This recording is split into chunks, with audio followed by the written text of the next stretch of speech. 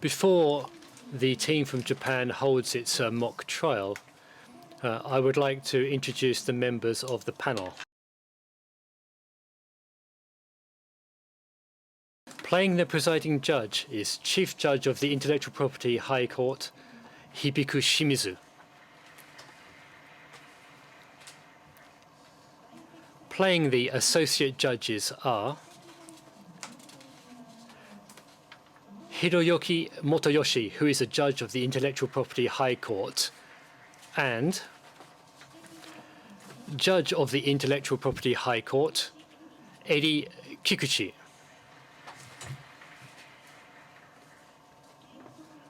Playing the attorney for the plaintiff is Nakamura and Partners law firm, attorney at law Yuriko Sagara. Playing the attorney for the defendant is, from the Abe, Ikubo and Katayama law firm, attorney at law Makoto Hattori.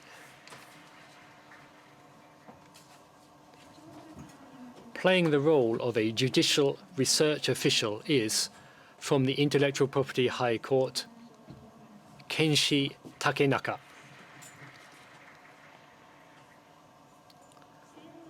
Playing the role of a technical advisor is, from the Intellectual Property High Court, Judicial Research Official Yuji Nakano. The narrator is Judge of the Intellectual Property High Court, Shinichi Rai. On the tablets handed out at the venue, please look at document number 4, Japan's mock trial slides. So please go ahead. The normal flow for a patent infringement lawsuit is as follows. At the first date for oral argument, which is usually held in open court, a confidential video conference is held to officially confirm the points of issue and evidence from the date for preparatory proceedings.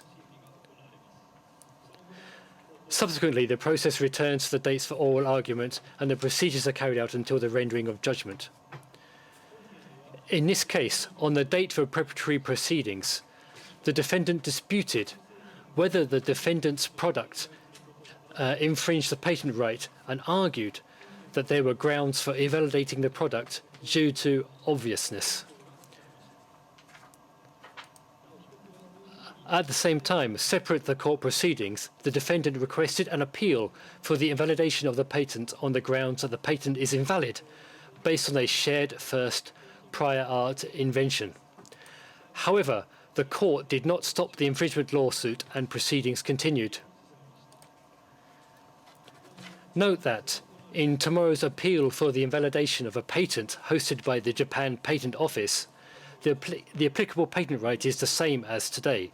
However, tomorrow's part features a separate part based on the first prior art invention made by another party in an invalidation trial, not the defendant in today's trial. After clarifying the points of issue, today's mock trial focus on the second date for oral argument on which an explanatory session is held, centering on presentations and the like made by the parties concerned. The second date for oral argument was held on September the 24th. In addition to the judge and parties to the lawsuit, this date was attended by one technical advisor and one judicial research official. Technical advisors are part-time court personnel designated, depending on the case, from a pool of university professors or researchers from public or private institutions. The judicial research officials are full-time court personnel who are ordered by the court to investigate the necessary technical matters.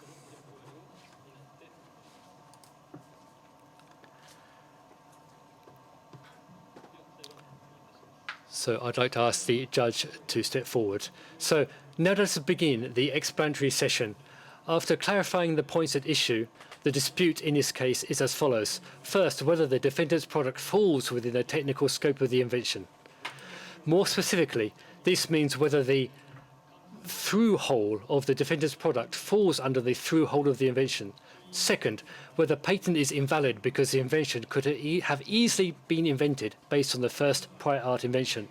So I'd like to call on the attorneys of the plaintiff and the defendants to make their argument for each point at issue. Now, the attorney for the plaintiff, Pony Corporation, will describe the fulfillment of the patented elements. This invention is part of a storage container in which stored food can be heated in a microwave oven. It is an invention that pertains to a through-hole formed in the lid to release excessive pressure inside the storage container. Although the through-hole is intended to release excessive pressure within the storage container, after the food is heated, just the excess water that has collected inside the container can be drained via this through-hole. However, as you can see in the top right of the slide, the top view of the lid of the prior art shows that the through hole is located further to the inside of the flap than the base end portion at the end of the flap. This causes the issue that water draining from the through hole hits the flat and splatters. Consequently, the issue of the prior art is resolved as shown in the center figure on the right of the slide, by forming the through hole outside the base portion of the flap rather than inside. As a result, the lid of the invention has the function and effect of preventing drained water discharged from the through hole from hitting the flap. In other words, a painted element of this invention is that the through hole must be provided outside the base end portion of the flap. However, although the description of the invention states that the size of the draft hole should preferably be between 10 and 20 millimeters, so there's no limitation on size.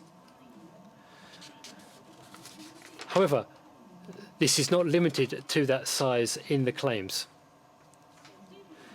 With regard to the draining of water, the patent states in the description that there are cases where it is desired to remove only the excess water. Therefore, the drainage of water is not a painted element in the claims. With regard to this point, looking at the structure of the defendant's product in the figure at the bottom right, the defendant's product has a through hole which is formed outside the base end of the flap.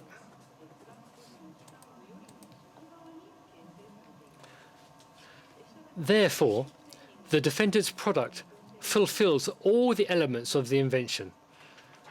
The defendant is arguing that the through hole is not large enough to drain water. But, as I stated before, there is no limitation about the size of the through hole, either in the claims or the description of the invention, so the drainage of water is not a painted element. However, anticipating the argument from the defendant's product is able to drain water, even though the drainage of water is not a painted element. When verified by the plaintiff, when the defendant's product was tilted with the upper part of the lid ajar to allow some air movement as shown by the green arrow, water drained vigorously from the through hole. As shown as clear in this figure, water did not hit the flap and splatter. Therefore, even with the defendant's product, it's possible to remove excess water inside the storage container through the through hole, and the defendant's product has the same function, and it's possible to remove excess water from inside the storage container, and the defendant's product has both the function and effect of the invention.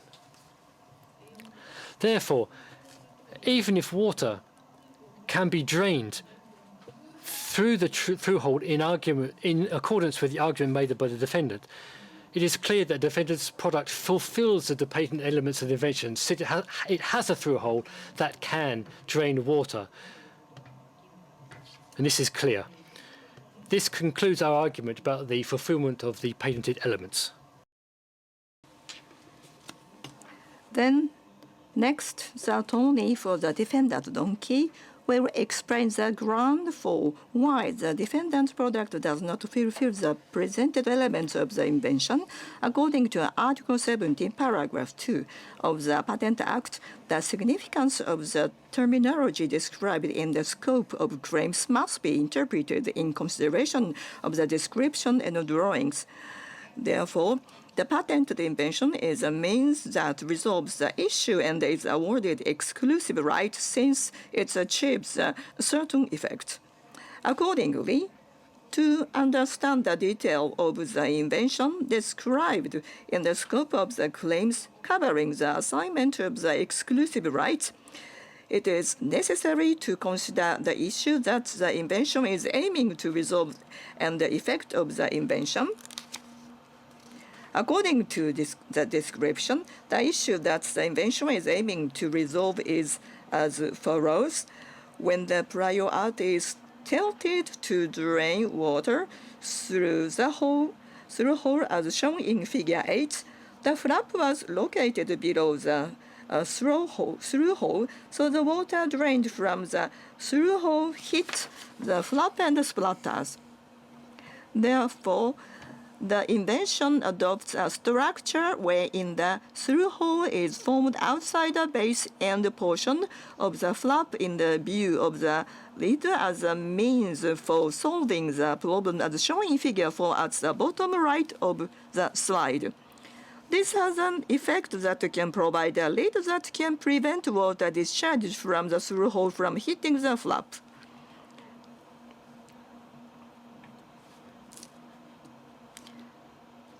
Accordingly, the through hole of the invention must be considered to have the technical significance of discharging water within the storage container.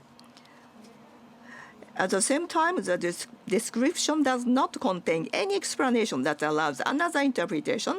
Therefore, the through hole of the invention should be understood as a through hole suitable for discharging water within the storage container.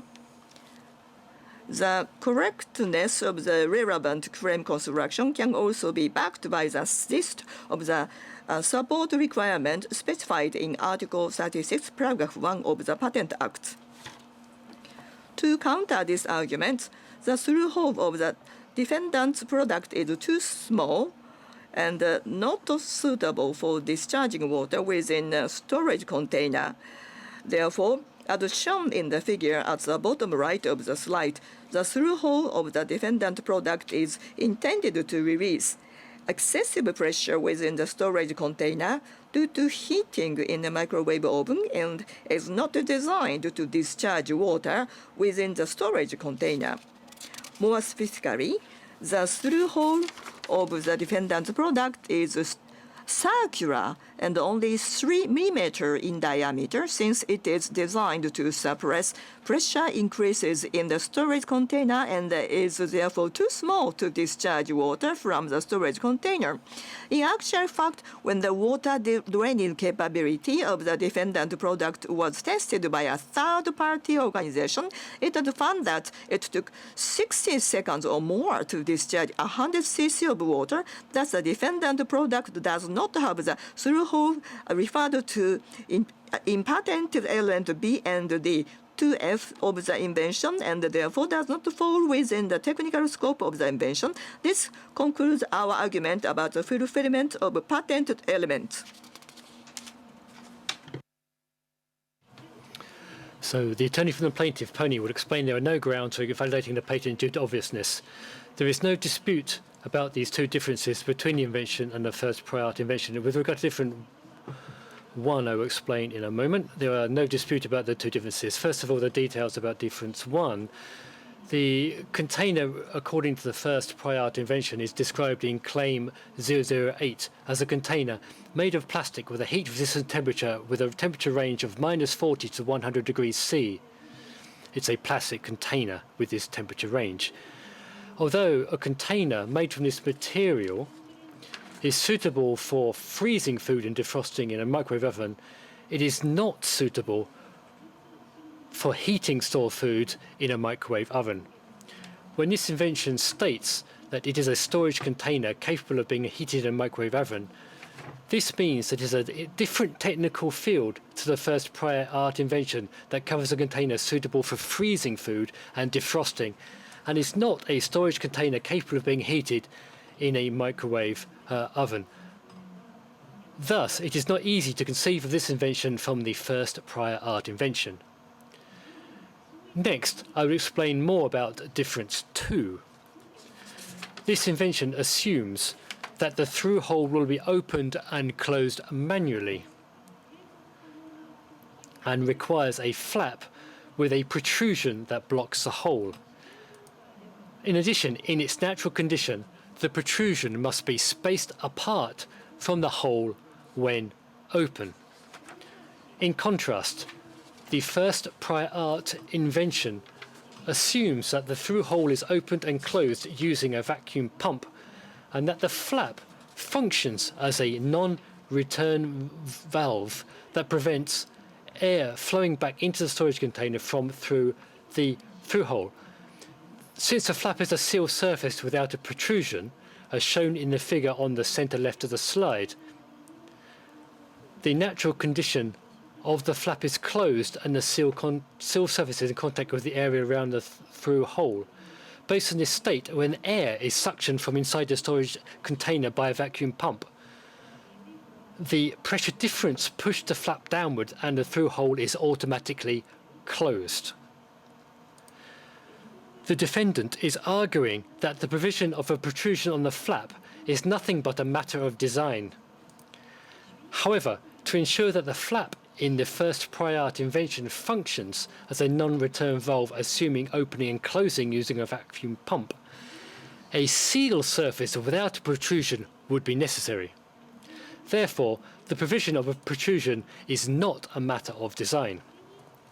If, following the argument of the defendant, the flap of the first prior art invention is replaced with a well-known flap having a protrusion as shown in the bottom figure on the bottom right of the slide, the natural condition of the protrusion would be spaced apart from the through hole. Therefore, the through hole would not automatically close even if suction by the vacuum pump was completed. Thus, with this structure, a closed state cannot be created. Air would flow into the storage container from outside, and it would not perform the function of first prior art invention, which is to prevent the inflow of air from outside the storage container.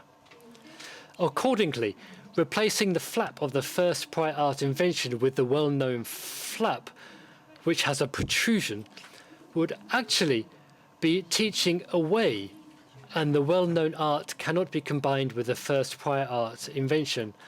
Therefore, it is not easy to conceive of this invention from the first prior art invention. There are no grounds for invalidation of this product. This concludes the technical explanation from the plaintiff. Now, the attorney from the defendant Donkey will explain the argument for invalidity. As explained in the description of this invention, because the base end of the flap is positioned outside the through hole in a storage container of the prior art, so water discharged from the through hole would hit the flap and splatter. So the invention addresses this issue by forming the through hole outside the base end of the flap.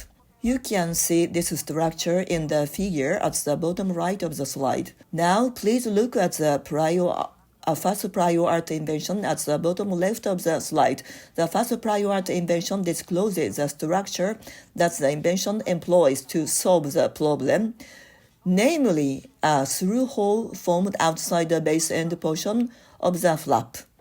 Therefore, I'd like to assert that the two differences between the invention and the first prior art invention are not substantial. First, for difference 1, the reason frozen food defrosts is that it is subjected to heating, and thus defrosting is encompassed by heating. Accordingly, difference 1 is not substantial. Next, for difference 2, as shown in the figure at the bottom left of the slide, The flap of the first prior art invention has the function of opening and closing the through hole in common with the flap of the invention. The presence or absence of a protrusion and the difference in the structure in the natural condition are merely design matters, even if these are regarded as design matters, as shown in the figure at the bottom center of the slide. A flap that is configured to space apart the protrusion from the through hole in the natural condition, and in which the through hole is maintained closed by the protrusion is a well-known art. It would be extremely easy to conceive of the structure covered in difference to by applying such a structure to the first prior art invention. Thus, the patent should be judged as invalid because it could have been easily invented based on the first prior art invention. Thank you.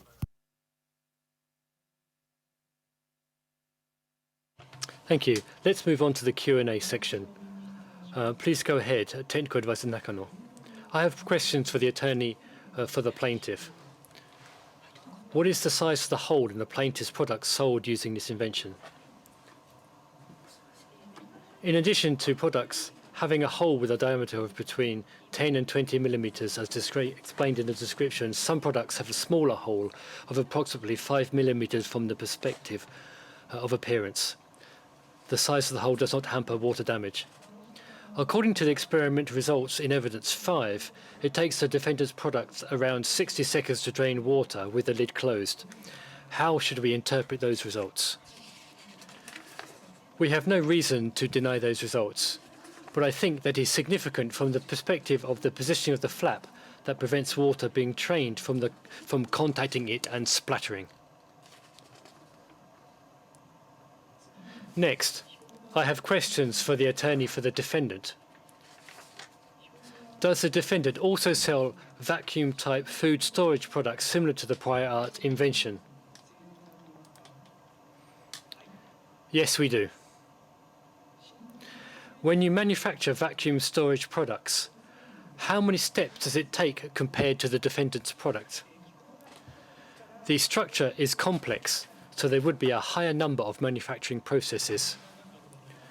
Are there any questions from the associate judges? I have a question for the attorney for the defendant. Does the defendant also sell vacuum pumps? Yes, we do. However, they can also be used with other companies' products. Are there any questions from the judicial research official? I have a question for the attorney for the defendant. Who are the customers for your vacuum storage type products? They are ordinary customers.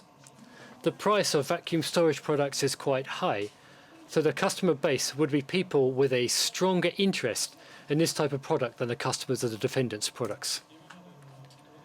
I would like to ask the technical advisor, based on the expressions from the parties, what is the significance of the flap in the filed and disclosed United States patent of the first prior art invention? I cannot deny that it has an important significance from the perspective of the application of the first prior art invention for vacuum storage. Furthermore, since opening and closing assumes the independent application of a vacuum pump, manual opening and closing would be a separate technology. Thank you. So, I'd like to bring today's explanatory session to an end.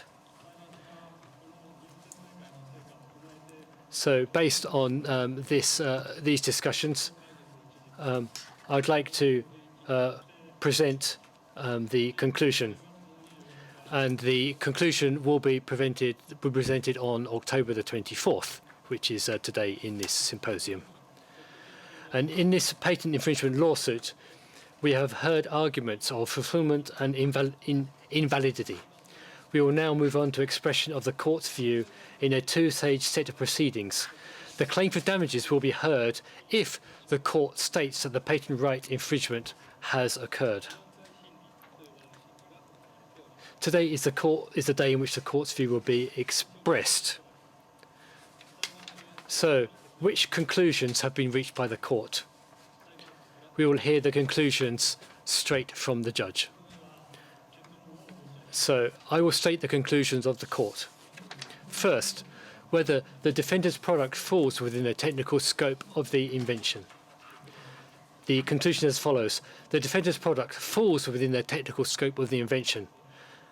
The summary of reasons is as follows. In Japan, based on Article 70, Paragraph 1 of the Patent Act, this technical scope of an invention must be determined based on the claims. The claims of the invention do not specify the size of the through hole or the time for draining water. In addition, even if we consider the problem stated in the description when interpreting the claims, the defendant's products also drains water through the through hole. So the through hole also functions to drain water. The product positioning of the through hole is similar to that of the prior art, which could create the same issue of water hitting the flap and splattering. However, the defendant's product is related to an idea for resolving the issue of this invention.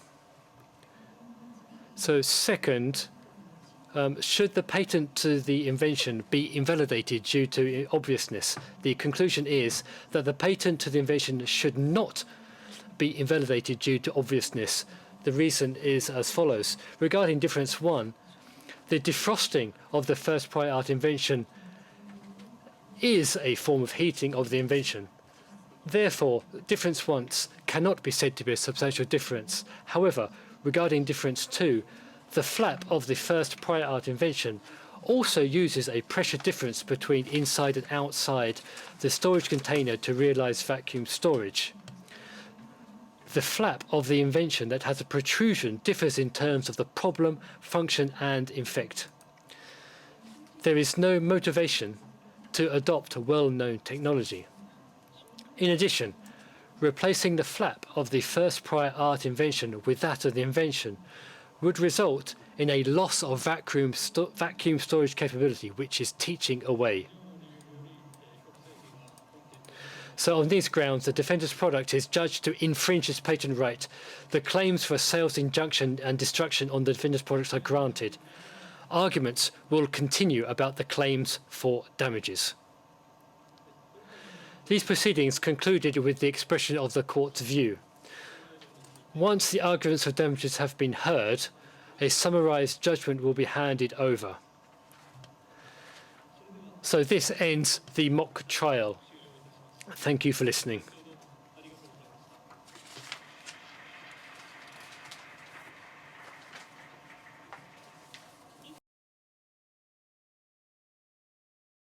So that is the end of the mock trial held by the team from Japan.